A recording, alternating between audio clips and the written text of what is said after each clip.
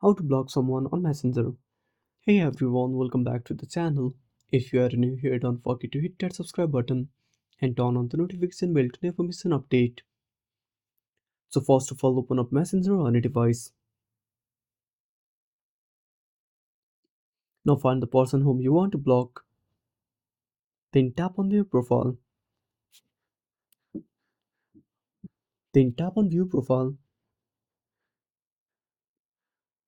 Then tap on three dots at the top right corner. Then tap on block. Again tap on block. If you don't have a Facebook and you want to block them in a Messenger, simply go back to Messenger. Then go to their profile.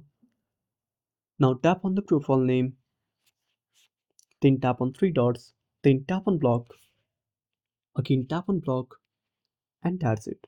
Thanks for watching. Make sure to subscribe our channel and hit the bell icon. See you in the next video.